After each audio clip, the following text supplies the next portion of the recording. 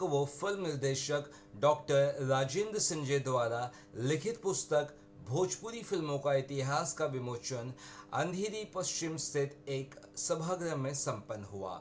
उसी अवसर पर फिल्म जगत के लोगों सहित साहित्य व पत्रकारिता से जुड़े लोगों की उपस्थिति रही। कार्यक्रम में कवि वो पत्रकार देवमणि पांडे, अभिनेत्री लिली पटेल, अभिनेता लिनेश फणसे, कवि गीतकार रास बिहारी पांडे, फिल्म समीक्षक अजय ब्रह्मातुंज, पत्रकार आलोक गुप्ता, आरजे कीर्ति प्रकाश, निर्देशक संजय सिंह नेगी, पत्रकार व कवि पूनम विश्वकर्मा, फिल्म प्रोड्यूसर व फाइनेंसर सामी सिद्दीकी विशेष रूप से उपस्थित रहे। ऐसे तो बचपन से ही मेरा झुकाव रहा था फिल्मों की तरफ। कुछ करना है, बोलना है, कुछ करना है, सिर्फ बैठे नहीं रहना है। और अगर लेखक बनना है तो लेखकीय जो गुण होता है वो भी बहुत ज़रूरी होता है, ताकि आप लिख सकें, आप लोगों को बता सकें लिखकर। तो उस तरह का चांस मुझे मिला, उस तरह का सौभाग्य मुझे मिला, और मैंने आगे चलते चलते ये किताब आखिर में भोजपुरी फिल्मों का इतिहास तैयार हुई। ये किताब और छप कर अभी आप लोगों के सामने, आप लोगों के हाथों में प्रस्तुत है। राजेंद्र, इसके सोर्सेस इकट्ठा करने में आपको कितना वक्त लगा और पुस्तक को पूरा अंजाम तक पहुंचाने के लिए कितना वक्त लगा, लिखने में कितना वक्त लगा? ये तो बहुत बड़ा सवाल है और बहुत बड़ा इसका उत्तर भी आएगा, क्योंकि मैटर इसमें बहुत ज़्यादा है और इसके लिए पूरा स्टडी करना बहुत ज़रूरी है। बिना स्टडी किए हुए किसी बात को अगर करना है, बताना है आपको किसी के बारे में, तो उसका प्लस माइनस सब सारी चीज़ों का गुणगान करना ज़रूरी होता है। तो वो सारी चीज़ों को ध्यान में रखते हुए मैंने लिखना शुरू किया। लिखने से पहले मैंने रिसर्च करना शुरू किया कि ये कहाँ से स्टार्ट हुआ है और कहाँ से कहाँ तक पहुँचा है, कैसे पहुँचा है, रास्ते में कितनी कठिनाइयाँ आई हैं। उन सारी कठिनाइयों का जिक्र करना भी ज़रूरी होता है। तब मालूम होता है कि उस चीज़ की पर्सनालिटी क्या है, उसकी कीमत क्या है, ये जानना बहुत ज़रूरी होता है। इसलिए मैंने जब शुरू किया काम, तो इसमें आप सोच सकते हैं कि 50 साल का हिस्ट्री लिख रहा हूँ मैं, तो 50 साल के लिए तो कम से कम आपको कई महीनों की इसमें ज़रूरत पड़ेगी। स्टडी करके, अच्छी तरह से मीमांसा करके, फिर उसके बारे में प्लस माइनस लिखना ज़रूरी हो जाता है। तो मैंने किया, और इसके लिए एक खुशी की बात यह है कि मेरे पास टेलीविज़न था, मेरे पास सब जो सुविधाएं होती हैं आजकल के पत्रिकाओं के ज़रिए, माध्यम सब मुझको मिलते रहे, और मैं उन पर देखता रहा, पढ़ता रहा, लिखता रहा। कंटिन्यूअसली, रेगुलरली मैं इसको पढ़ता रहा, देखता रहा, और जो भी इसमें परिचय, जो भी परिवर्तन आता गया, वो सारी चीज़ों का जिक्र मैंने किया। अब जैसे इसमें मैंने देखिए, मैंने ये लिखा है कि ये 1962 में ये फिल्म बनी, गंगा मैया तो पेरी चढ़े, पहली भोजपुरी फिल्म। लेकिन जन्म से पहले 31 साल पहले 1931 में पहली हिंदी फिल्म बनी थी, बोलती फिल्म आलम आरा, उसमें इसका एक गीत लिया गया था कि, और वो गाना इतना हिट हुआ था, इतना हिट हुआ था कि लोगों की ज़बान को वो गाना था, और हर लोग उसको गाते थे। और गाने में तो क्या है कि गाना के ज़रिए आप कहीं से भी कहीं पहुंच सकते हैं। तो ये जो गाना लिखा गया उसमें कि दर्शन के लिए मैं, उसका मतलब ये है कि मैं दर्शन के लिए तड़प रहा हूँ, तेरा दर्शन नहीं मिल रहा है, तेरे शब्द सुनाई नहीं पड़ रहे हैं, भगवान करे तू मेरे सामने जल्दी से आ जा। तो ये भोजपुरी में गाना था। भोजपुरी तो मुझे भी आती है, मैं भोजपुरी बोल सकता हूँ, बोलता ही हूँ। तो कहते हैं ना कि देखर में छोटन लगे घाव करे गंभीर। ये भोजपुरी फिल्म ऐसी ही है तो बोली, लेकिन इसकी सीमा अंतर्राष्ट्रीय सीमा को पहुंचती है, छूती है, क्योंकि भोजपुरी बोलने वाले दुनिया के अधिकतर देशों में पाए जाते हैं, जो रहते हैं और अपना जीवन यापन करते हैं। तो ये भोजपुरी सिर्फ बोली नहीं है, इसके अंदर बहुत गुण है, इसके अंदर बहुत वजन है, और ये वजन किसी दूसरी बोली में नज़र नहीं आता है। चाहे वो मैथिली हो, चाहे वो बज्जिका हो, चाहे वो अंगिका हो, किसी में भी ये गुण दिखाई नहीं पड़ता है जो इसमें है। और इसीलिए दूसरे दूसरे लोगों ने भोजपुरी में आकर के फिल्में बनाना शुरू किया था, क्योंकि आप देखिए ना, इसके अंदर गुण है, तभी तो डॉक्टर राजेंद्र प्रसाद जो हमारे प्रथम राष्ट्रपति थे देश के, उन्होंने, उनकी भाषा भी भोजपुरी है, तो उन्होंने देखा कि उनकी भाषा में अभी तक तो कोई फिल्म बनी नहीं है, जबकि गुजराती में बन गई है, मराठी में बन गई है, मलयालम में बन गई है, तो हिंदी में भोजपुरी में क्यों नहीं बनी है। तो उन्होंने विश्वनाथ प्रसाद शाहबादी से बताया, बात की, कहा कि भाई आप लोगों के पास तो इतना पैसा है, आप तो कारखाने के मालिक हैं, खदान के मालिक हैं, क्या आप एक पिक्चर नहीं बना सकते हैं। उनको एक प्रेरणा मिली विश्वनाथ प्रसाद शाहबादी को, उन्होंने कहा कि ठीक है मैं बनाऊँगा पिक्चर। और उन्होंने बाद में नज़ीर हुसैन जी से मुलाकात की, बात की, उनसे स्क्रिप्ट लिखवाया और फिल्म बनी, और इतनी ज़बरदस्त पिक्चर बनी कि आज भी लोग उसको याद करते हैं, उसके गाने गुनगुनाते रहते हैं। तो चीज़ ये है कि अगर आप कुछ करते हैं, सही मायने में आप करते हैं, तो उसका असर बहुत दूर तक पहुंचता है। अब जैसे मैंने भी कहा कि देखन में छोटन लगे, गाँव करे गंभीर, ये भोजपुरी बोली लगती है, लेकिन ये अंतर्राष्ट्रीय सीमा को भी छूती है, जो किसी बोली के दूसरी बोली के बस की बात नहीं है। तो मैं ये बोल रहा था कि भोजपुरी वो बोली ना कह के हम इसको कहें कि एक भाषा ही है, क्योंकि भोजपुरी का बहुत विस्तार हो गया है। ये बिहार, यूपी, मध्य प्रदेश की बोली है, और इस तीनों प्रांतों में ये बहुत अच्छी तरह से बोली जाती है, और इसलिए इसका एक अपना रुतबा है, अपना एक स्थान है, और उस स्थान को बनाए रखने के लिए, आगे बढ़ाने के लिए एक बात तो माननी पड़ेगी, भोजपुरिया लोगों ने बहुत आगे बढ़ा है। फिल्म इंडस्ट्री में, हिंदी फिल्म इंडस्ट्री में अगर कोई कहा जाए कि गढ़ है या मजबूत सीढ़ी है, तो वो है भोजपुरिया लोग, जो बिहार से, यूपी से, मध्य प्रदेश से बिलोंग करते हैं, और वही पूरी हिंदी फिल्म इंडस्ट्री पे छाए हुए हैं, कह सकते हैं कि रीढ़ की हड्डी की तरह है, और उन्होंने ही भोजपुरी हिंदी फिल्म को आगे बढ़ाया है। तो भोजपुरी को क्यों नहीं करेंगे, तो भोजपुरी में किया। और भोजपुरी में जो 2-3 पिक्चरें में बनी, जैसे गंगा मैया तो पीड़ित रही वो, उसके बाद लागे ने छोटे राम, उसके बाद विदेशिया, ये 3 फिल्मों ने तो रिकॉर्ड तोड़ दिया। इतनी ज़्यादा इसमें कमाई हुई है। मैं एक बार और बताऊँ कि भोजपुरी की एक दूसरी जो अद्वितीय मिसाल है, वो ये है कि जब एक पिक्चर बनी और रिलीज हुई थिएटर्स में, सबसे पहले बनारस के प्रकाश टाकीज में ये रिलीज हुई थी। उसके बाद बिहार के जितने भी थिएटर, छोटे छोटे शहर हैं, उस शहर में जितने भी थिएटर है, सब ने इसको अपनी इज्जत का सवाल बना लिया, कहा कि हमारे थिएटर में भी ये पिक्चर रिलीज होगी। तो जितने भी थिएटर थे उस शहर में, वहाँ के सारे थिएटर में ये पिक्चर लगी। सर तो आज तक सॉरी सर, इंटरप्ट किया, आप माफ़ी चाहते हैं इसके लिए। सवाल ये है सर कि सबसे पहले तो मैं आपको शुक्रिया कहना चाहता हूँ कि आपने भोजपुरी सिनेमा के इतिहास को डॉक्यूमेंटेड किया, इसे कागज़ पर उतारा, इसके लिए सबसे पहले तो आपको साधुवाद और शुक्रिया। सर सवाल यह है कि आज के इस दौर में जब डिजिटल इतना मजबूत है, इंटरनेट इतना मजबूत है, ज़्यादातर चीज़ें पब्लिक डोमेन में हैं। आपने जो कहानी बताई, मुझे लगता है यहाँ मौजूद ज़्यादातर लोगों को कहानी पता होगी कि राजेंद्र प्रसाद ने, हमारे महामहिम, किस तरह से कहा कि भाई किताब लिखी, आप फिल्म बनाइए। जब सब कुछ इंटरनेट पे है, ऐसे में क्या ऐसी चीज़ है, क्या ऐसी जानकारी है जो आपकी किताब में मिलेगी, जो इससे पहले पाठकों को, ऑडियंस को नहीं पता थी? क्या उसके लिए आपने कुछ लोगों के इंटरव्यूज किए? क्या आपने कोई ऐसे एक्सक्लूसिव जानकारी इकट्ठा की जिससे आप हमें शेयर कर सकें कि भैया ये एक चीज़ है जो मेरी किताब में मिलेगी? बस देखिए, जब इतिहास हम लिखने बैठते हैं तो उसमें ये देखा जाए इसका प्लस माइनस क्या है, वो सारी चीज़ों का उसके बारे में बोलते हैं। बाकी जो दूसरी चीज़ें होती हैं वो दर्शक हो जाते हैं, वो उसके गवाह बन जाते हैं, और वो उसके साक्षी बनने के बाद आगे अपने अपने विचारों को व्यक्त करते हैं। जो इतिहास लिखने की बात है, वो इतिहास ही होता है। भोजपुरी का इतिहास हो या हिंदी का इतिहास हो, उसमें कोई भी डिवीज़न नहीं हो सकता है। जो है, वो फैक्ट है और फैक्ट रह गया, उसको कोई बदल नहीं सकता है। नहीं वो उसमें खामखा का प्रस्तावना करके, तारीफ करके उसके रूप को बढ़ा नहीं सकता, बिगाड़ नहीं सकता है, क्योंकि जो है वो है, जो सत्य है वो सत्य है।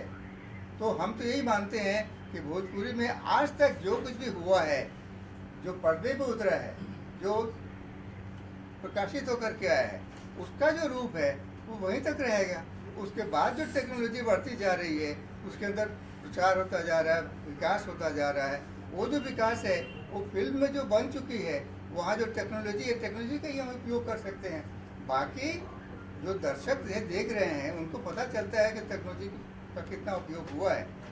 उसके बारे में कुछ कहा नहीं जा सकता। कहना है तो इतिहास ही लिखिए या तो फिर दूसरी किताब लिखिए। लेकिन अगर भोजपुरी का इतिहास लिखते हैं तो हम भोजपुरी के बारे में ही लिखेंगे, हम किसी और चीज़ के बारे में नहीं लिख सकते। अगर लिखेंगे तो फिर उस जो उद्देश्य है किताब लिखने का, भोजपुरी का इतिहास लिखने का, वो उद्देश्य बेकार हो जाएगा।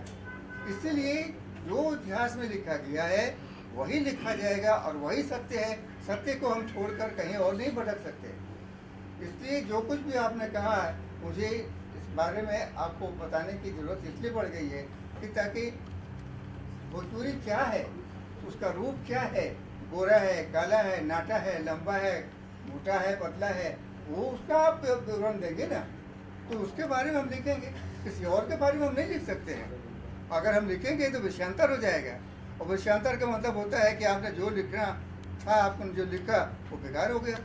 इसीलिए भोजपुरी में जो कुछ भी लिखा किया है, हुआ है, बनाया गया है जो फिल्मों के ज़रिए, वो उसका जो खाका है, उसका जो लेखा जोखा है, वही मैंने उसमें किताब के ज़रिए आप लोगों तक, मतलब पाठकों तक पहुँचाया है। सर, मैं आपसे सवाल करना चाहता हूँ। आपने जो लिखा है उसकी मैं सराहना करता हूँ, बहुत अच्छा किया है, बहुत अच्छी चीज़ लिखी है। लेकिन मैं जानना चाहता हूँ कि ये जो दुनिया है तेज़ी से बदल गई है, डिजिटल हो चुकी है पूरी तरह से, तो पाठक वर्ग, जो पढ़ने वाले पाठक वर्ग है, मुझे लगता है बहुत कम हो गए हैं, डिजिटल पे ज़्यादा हैं। तो आपने कुछ तैयारी की डिजिटल पे, क्योंकि पाठक वर्ग तो कम है, पढ़ने वाले लोग कम हैं। देखिए, जो लेखक है, लेखक का काम क्या है, पाठक का काम क्या है, हर एक की अपनी अपनी भूमिका है, हर एक की अपनी अपनी जिम्मेदारी है, और उस सीमा को वो पार करके नहीं जा सकता है। अगर वो जाएगा तो पाठक नहीं रहेगा, अगर वो जाएगा तो लेखक नहीं रहेगा, अगर वो पार जाएगा तो क्रॉस करेगा तो दर्शक भी नहीं हो सकता है। क्योंकि दर्शक कितना देखेगा, कहाँ तक देखेगा, उसकी आंखों की अपनी एक सीमा होती है, पहचान होती है। अगर उसको नहीं पहचान सका ठीक से, तो फिर तो व्यक्तित्व का कोई ठीक से नहीं हो सका। उसका व्यक्तित्व का जो भी आप चित्रण कर रहे हैं वो सही ढंग से नहीं जाएगा लोगों तक। इसलिए हर एक की अपनी अपनी सीमा है, और हर एक को अपनी अपनी सीमा में ही रह कर सारा काम करना है। तभी उस व्यक्ति का, उस वस्तु का रूप जो है, सही रूप, वो उभर कर लोगों के सामने आता है। तो अभी जो टेक्नोलॉजी की बात कर रहे हैं, वो टेक्नोलॉजी अलग है, लेखन अलग है। लेखन अगर चाहे तो यूट्यूब है, पहले तो यूट्यूब नहीं था, अब यूट्यूब आया है। अब इसी हिसाब से आगे हम बढ़ते जाएंगे, उसी तरह से टेक्नोलॉजी बढ़ती जाएगी और उसका प्रदर्शन लोगों तक पहुंचता जाएगा। लेखक का काम है लिखना, वो उसके हाथ में कलम है, उस कलम का जितना भी सहारा ले सकता है, जहाँ तक वो पहुँचा सकता है लोगों तक, वहाँ तक पहुँचाने की कोशिश करता है। बाकी रहा दर्शक, बाकी रहा पाठक, उनका भी अपना अपना बंधा हुआ रोल है, बंधी हुई उनकी भूमिका है, जिम्मेदारी है, उस तक वो भी रहेंगे तो ठीक है। अगर वो क्रॉस करते हैं तो फिर वो दर्शक नहीं होंगे, फिर वो पाठक नहीं रह पाएंगे। डॉक्टर राजेंद्र, मेरा एक सवाल है कि आपने इतिहास लिखा भोजपुरी फिल्मों का, आज का जो दौर है सिनेमा का, स्पेशली भोजपुरी इंडस्ट्री का, उसे आप कैसे देखते हैं? क्या ये दौर जो है वो पहले के मुकाबले शानदार है, उम्दा है, बढ़िया कर रहा है, या इसमें किसी तरह की सुधार की जरूरत है?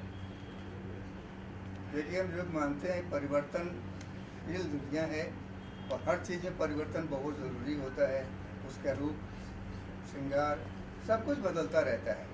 एक ही जगह, एक ही तरीके से उसका रूप आप 50 साल तक, 100 साल तक नहीं खींच सकते हैं। उम्र का भी एक तकाजा होता है, ज्ञान का भी तकाजा होता है, अनुभव का भी तकाजा होता है। जैसे जिसको अनुभव मिलता जाता है वैसे वैसे अपने विचार बदलता जाता है, और उसी विचार को लेके जो ज़रूरी है उसको व्यक्त करता जाता है। तो हम यही कहेंगे कि जो भी विचार है, आज का जो विचार है, कल वो ज़रूरी नहीं है कि वो सही रहेगा। हो सकता है उसमें कुछ मिलावट आ जाएगी, कुछ उसमें वृद्धि हो जाएगी, घटाव नहीं होगा उसमें सिर्फ वृद्धि होगी, और उसके रूप में कुछ परिवर्तन आएगा जो उसके रूप को आगे बढ़ाएगा, खूबसूरती को बढ़ाएगा। ये चीज़ है, ये हम ये मानते हैं कि माध्यम का सबसे पहला गुण क्या है कि जो उसके सामने आता है उसको कैच करता है। जो उस रूप में आता है सामने उसी रूप में वो कैच करता है, उसमें और कुछ ऐड नहीं कर सकता है, कुछ भी उसे जोड़ नहीं सकता है, तब घटा सकता है कि जो है वो है। सर मेरा सवाल आपसे है, मुझे बहुत खुशी है कि आपने भोजपुरी सिनेमा के इतिहास पर एक किताब लिखी है। मैं बस ये जानना चाहता हूँ कि ये किताब सीधी सी बात आपने 1931 से जोड़कर इसे बखूबी बताया है। वहाँ 1931 से कब तक का इतिहास आप भोजपुरी सिनेमा का इसमें दर्शकों के लिए पेश कर रहे हैं? हमने अभी तक इसे 2008 तक किया हुआ है। क्योंकि हमने देखिए इतिहास लिखने का भी एक वो क्या कहते हैं आवश्यकता है और गुण है। क्योंकि आप जब इतिहास किसी के बारे में लिखते हैं तो कम से कम 10 साल बाद तक उसको जोड़ना पड़ता है कि उसका 10 साल के बाद तक उसका रूप क्या होगा, या 10 साल पहले तक आप नहीं कर सकते हैं क्योंकि उसका रूप अधूरा रहेगा। मान लीजिए 2005 तक आपने अगर इतिहास लिखा है तो उसको आप 2010 तक 2012 तक आगे बढ़ेंगे, 5 साल 7 साल आगे बढ़ेंगे, तब जाके उसका रूप जो 2005 का है वो सामने आएगा, नजर आएगा।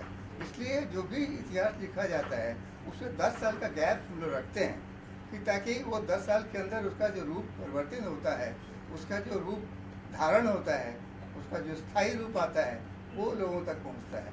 हम आज की बात अगर लिखते हैं तो इतिहास नहीं होगा, ये घटना हो सकती है, इतिहास नहीं हो सकता है। 5 साल के बाद हम यही घटना इतिहास बन जाएगी। तो इसीलिए जब इतिहास लिखते हैं तो 10 साल का हम लोग मार्जिन रखते हैं कि जब भी हम लिखते हैं 10 साल, अगर मान लीजिए ये 2023 है तो कम से कम 7 साल पीछे तक का हम लिख सकते हैं, 2015 तक का हम लिख सकते हैं, उसके बाद का हम नहीं लिख सकते हैं क्योंकि उसमें कुछ भी परिवर्तन आ सकता है टेक्नोलॉजिकली। राजन जी, इस पुस्तक में किन हीरो का आपने जिक्र किया और किन हीरो का आपने दरकिनारा कर दिया? देखिए ये तो सवाल मुझे अच्छा नहीं लग रहा है, इसलिए कि जो हुआ है वो हुआ है। जिसने रोल किया है उसने रोल किया है, जिसने रोल नहीं किया है उसको हम कैसे रोल दे सकते हैं? ये जिसका नहीं 2008 है। तक की आपने बात की है तो उसमें 2008 के बाद कई सारे जो ऐसे कलाकार है, खेसारी लाल और भी तरीके के कलाकार, उनका देखिए जिक्र इसमें खेसारी नहीं लाल हुआ है। 2008 के बाद, उससे पहले के नहीं। अगर हैं तो उस वक्त उनकी बनावट हो रही थी, वो बन रहे थे। बनने के समय में इतिहास नहीं लिखा जाता है, बन जाने के बाद ही उनका रूप जब सामने आ जाता है क्रिस्टल की तरह, तभी जब उसके बारे में हम कलम उठा सकते, लिख सकते हैं, बोल सकते हैं। सर मैं सर ये जानना जैसे चाहता आपने कहा कि आपने इस बुक में पूरा फैक्ट लिखा है तो कुछ पॉजिटिव चीजें भी होगी, कुछ नेगेटिव चीजें भी आई एम श्योर आपने मेंशन की होगी इसके अंदर। जी हाँ, तो जी हाँ, सर बिल्कुल। उसको लेके किस तरह की कठिनाइयाँ आई, अगर उस बारे में कुछ बताएं। क्या आपने क्या सच में मेंशन की है नेगेटिव चीजें भी इस पुस्तक में, अगर उस बारे में कुछ देखिए सबसे पहली बात बता दूं, 1964 में पहली फिल्म भोजपुरी की 1962 में बनी, 63 में बनी, 64 में बनी। 2 साल तक तो भोजपुरी फिल्म का तो बाबा था, जलवे थे। उसके बाद उसका डाउनफॉल शुरू हो गया 2 साल के बाद ही। क्यों? क्योंकि ये जो कुचले लोग होते हैं ना, पैसा उनके पास होता है, ज्ञान नहीं होता है, तकनीक नहीं होती है, वो कूद पड़े भोजपुरी फिल्मों को बनाने में कि चलो हम फिल्म बनाते हैं। डायरेक्टर अधकचरा, टेक्नीशियन अधकचरा, राइटर अधकचरा, जिसको अरे पैसा इकट्ठा करना है ना, पैसा कमाना है, लोग पागल है पैसा के लिए, तो चलो बनाते हैं। तो नतीजे क्या हुआ? 1964 के बाद फिल्में खत्म होने लगी। 1968 के बाद तो एक भी फिल्म नहीं मिली, बनी ही नहीं, बंद हो गई सब। जो 1977 तक 10 साल के पीरियड में एक भी फिल्म नहीं बनी है। क्यों?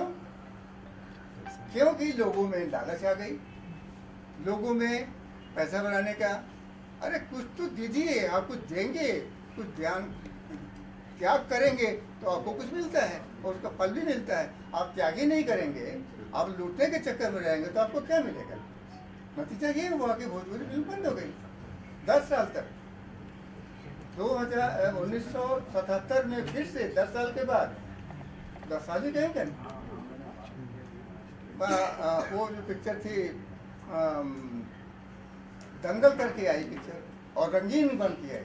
क्योंकि अगर वो ब्लैक एंड वाइट होता तो शायद लोगों में उतना इंटरेस्ट नहीं आता, लेकिन उस चीज़ को क्रिएट करने के लिए दंगल को रंगीन बनाया और वो पिक्चर इतनी सुपरहिट हुई कि फिर से दूसरी गाड़ी भोजपुरी फिल्मों की चालू हो गई, दूसरा दौर शुरू हो गया।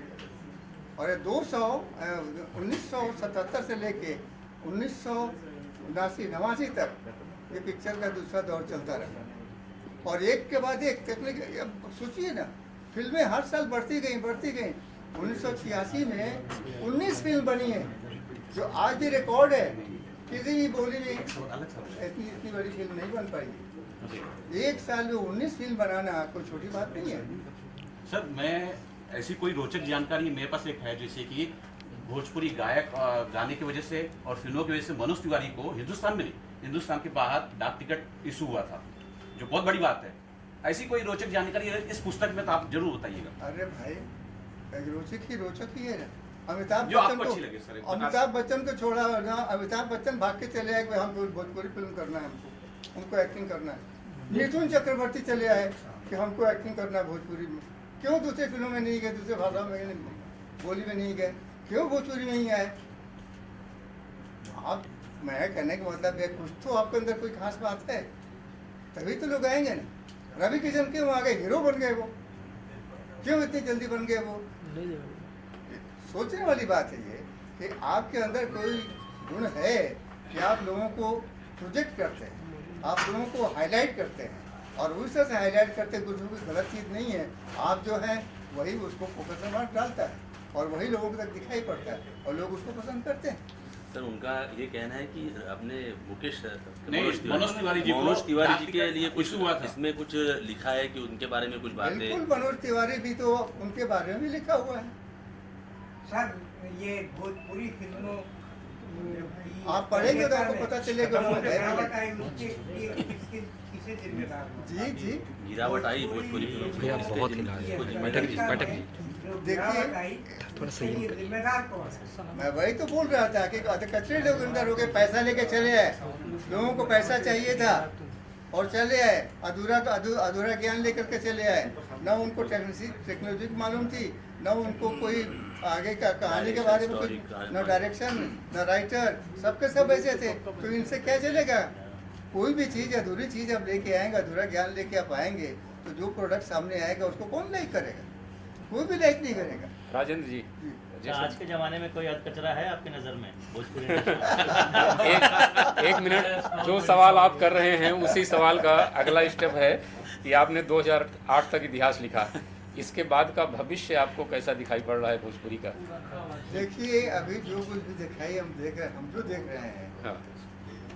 पहली बात, एक तकनीक बदल गया है, टेक्नोलॉजी बदल गई है, बोलने का, कहने का सब कुछ चेंज होता जा रहा है। तो इस हिसाब को लेकर आज के जो भी टेक्नीशियन हैं, जो इस चीज़ को देखते हैं, जानते हैं, समझते हैं, वो इस बात को जानते हैं कि हम किसी चीज़ को कैसे हाईलाइट करेंगे। अगर तकनीक बदल गई है तो उसको कैसे एक्सप्रेस करना है, ये उसकी जिम्मेदारी है। वो लोग का काम है ये कि आज जो कुछ भी हो रहा है, आज का जो टेक्नीशियन है, आज का जो फोटोग्राफर है, आज का जो राइटर है, डायरेक्टर है, आज का जो सिंगर है, आज का जो म्यूजिक डायरेक्टर है, आप देखिए ना, म्यूजिक में भी कितना परिवर्तन हो गया था। जो शुरुआत की म्यूजिक था, बाद का म्यूजिक था और आज का म्यूजिक देखिए कितना परिवर्तन आ गया। क्या आप कहेंगे कि ये हिंदुस्तानी म्यूजिक है, क्या हिंदुस्तानी संगीत है? आप कह सकते हैं इसको गाना सुनकर? क्यों? क्योंकि परिवर्तन दुनिया का नियम है। आज जो भी है कल जाकर बदल जाएगा वो। तो इसलिए हम जो कुछ भी कर रहे हैं, जो कुछ भी कह रहे हैं, वो सिर्फ हम रिकॉर्ड कर रहे हैं कि जो हो रहा है उसी को हम रिकॉर्ड करके आप तक पहुँचाते हैं। जैसे आपने कहा कि बदलाव प्रकृति का नियम है, तो आज का दौर जो है वो ऑनलाइन का दौर है, तो आप पुस्तक लेकर क्यों आ रहे हैं? कोई खास वजह? देखिए, ऑनलाइन सबके बूते की बात नहीं है। ऑनलाइन के लिए सामने तो कुछ चाहिए ना आपको देखने के लिए। कौन लाएगा? लिखेगा तभी तो आएगा ना सामने। बेसिक चीज़ क्या है, रूट क्या है? लिखना, लेखन। लेखक अगर है तो कलम से लिखता है वो, और उस कलम को वो तकनीक के जरिए वो चेंज करता है, चाहे ऑनलाइन पे जाए या फिजिकल पे जाए। चीज़ तो वो है। आप तक वो चीज़ पहुंच कैसे रही है, उस टेक्निक की सबसे बड़ी खूबसूरती है, ज़रूरत है उसकी। लिली जी, आप कुछ कहना चाहेंगी? ले लीजिए मैडम, वो आपने जो भोजपुरी नृत्य नाटिका की थी वही दैया, उसके बारे में लोगों को बताइए। मुझे तो याद नहीं है,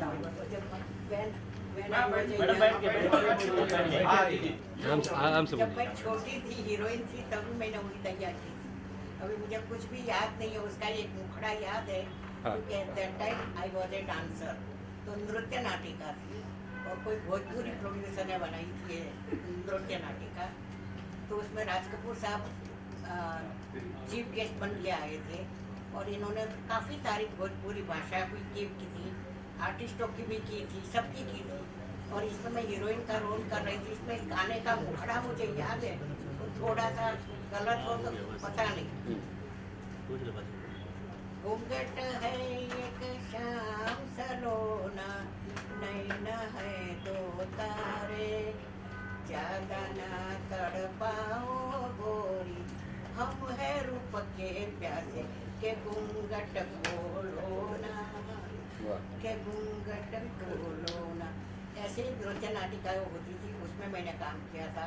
भोजपुरी पिक्चर में अभी तक मुझे कोई प्रोड्यूसर ने बुलाया नहीं तो otherwise I am very interested to do the different type of role. Picture बनाएंगे। राज कपूर ने क्या कहा था वो भी बता दीजिए। में भी एक प्रोड्यूसर बैठा है, वो भी बनाएंगे और बुलाएंगे तो ये एज में भी।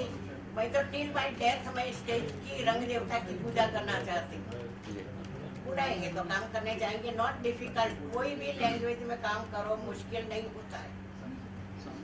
सर आप मैं कहना चाहूँगा कि आप सभी बात वही कर रहे थे कि डिजिटल का ज़माना है और उसमें ये बुक लिखी गई है, तो सबसे पहले तो बहुत बहुत इनका अभिनंदन करना चाहिए कि उन्होंने इतनी मेहनत की डिजिटल के ज़माने में। और जो बुक पढ़ने वाले हैं वो बुक ही पढ़ते हैं, कितना भी मोबाइल लेके आओ, मोबाइल पे 50 बार उंगली घुमाओ, ये घुमाओ, बहुत मगजमारी। तो मेरे हाथ में अगर बुक आएगी तो मैं पहले बुक पढ़ूंगा। तो बहुत बहुत धन्यवाद है इनका कि ऐसे डिजिटल के ज़माने में इन्होंने बुक लिखी है और ये उम्र के पड़ाव में, तो उनके लिए बहुत बहुत धन्यवाद करना चाहिए इनका। मैं एक दो शब्द कहना चाहता हूँ भोजपुरी के बारे में। लेखक का सबसे बड़ा होता है, जो हर चीज भोजपुरी लेखन पे ही रहती है। स्टोरी अच्छी है तो कचरा भी चल सकता है।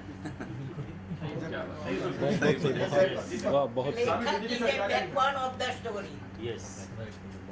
लेखक हो चाहे वो गीतकार हो, ये सब बैकबोन ही होते हैं। और वो जो चिंतित करते हैं, बताते हैं कि हम किस रूप में हैं और कहाँ जा रहे हैं। अब आपको बताया मैंने कि जब भोजपुरी का सपना चढ़ा और लोगों ने भोजपुरी में फिल्में बनानी शुरू, भोजपुरी शब्द को लेकर, भोजपुरी टॉपिक को लेकर हिंदी में फिल्में बननी शुरू हुई। उस वक्त एक फिल्म बनी थी खिड़की। खिड़की में एक गाना रखा गया था, भोजपुरी में गाना था, वो हिंदी फिल्म थी, भोजपुरी में रखा गया था और वो था गांधी जी के ऊपर। एगो दुल्हनिया तुझा वो बजरिया, लाओ चुनरिया से खादी की, क्या खादी की, हाँ खादी की, जय बोलो महात्मा गांधी की, जय बोलो महात्मा। बहुत सही। ये चीज़ है कि जो ज़रूरत है उसी का चित्रण होता है और वही पब्लिक तक पहुंचाई जाती है। पब्लिक उसको पसंद करती है, गलत चीज़ पब्लिक कहीं पसंद नहीं करती है। सही कहा। देखिए मैं बेसिकली फाइनेंस से हूँ, प्रोड्यूसर भी हूँ, लेकिन भोजपुरी पिक्चरों का अभी रीजनल फिल्मों का टाइम अच्छा है और अगर पिक्चरें बनेगी और अच्छी पिक्चरें बनेगी विद सब्जेक्ट अगर अच्छे हो तो डेफिनेटली भोजपुरी पिक्चरें भी चलेगी। और जो प्राइसिंग हो गई है उसको कंट्रोल करना बहुत ज़रूरी है।